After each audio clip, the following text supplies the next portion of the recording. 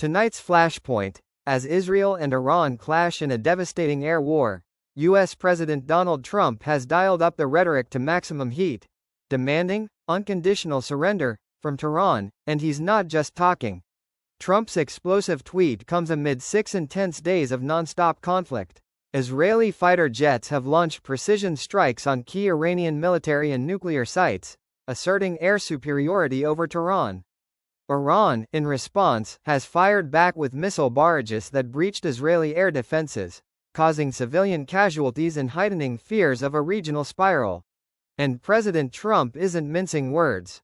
He warns that U.S. patience is running thin. He claims American intelligence knows the exact location of Supreme Leader Ali Khamenei and suggests the U.S. could join Israel in targeting Iran's most sensitive infrastructure, though he stops just short of threatening a strike on Khamenei himself, at least for now.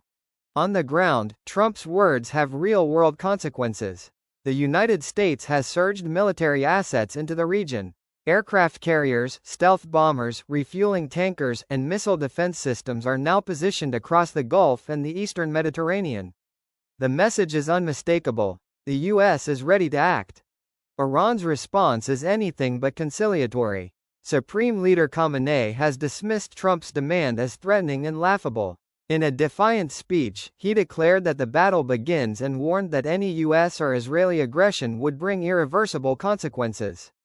Tehran has also raised the stakes further, threatening to withdraw from the Nuclear Non-Proliferation Treaty and to disrupt oil shipments through the Strait of Hormuz, a move that could send global markets into chaos.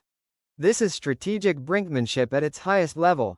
Trump's use of the phrase, unconditional surrender, echoes the ultimatums of World War II.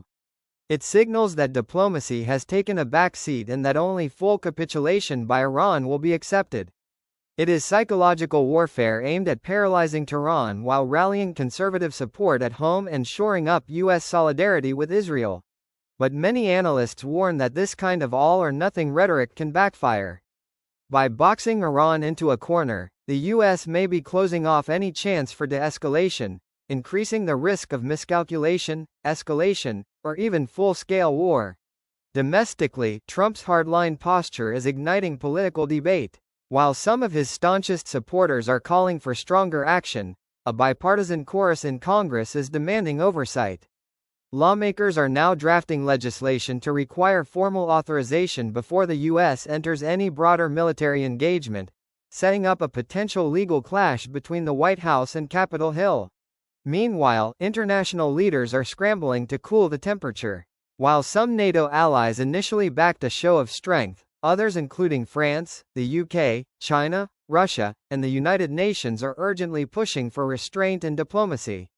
With hundreds dead, tens of thousands displaced in Iran, and growing casualties in both Israel and Gaza, the humanitarian toll is rising fast. Oil markets are teetering, prices are climbing, and global supply chains are bracing for impact. In the next 48 hours, 3 critical questions loom. First, will Trump authorize U.S. airstrikes on Iran's fortified nuclear sites? Second, will Congress succeed in limiting his war powers before the situation explodes further? And third, can any remaining diplomatic backchannel through Oman, Qatar, or Russia prevent the region from spiraling into full-blown war? In short, Trump's unconditional surrender tweet is not just a viral moment. It is a geopolitical thunderclap. It signals a new phase of confrontation, one where diplomacy is sidelined, military muscle is front and center, and the world holds its breath. The question now isn't just how Iran will respond, but whether this flashpoint becomes the fuse that ignites something far more dangerous.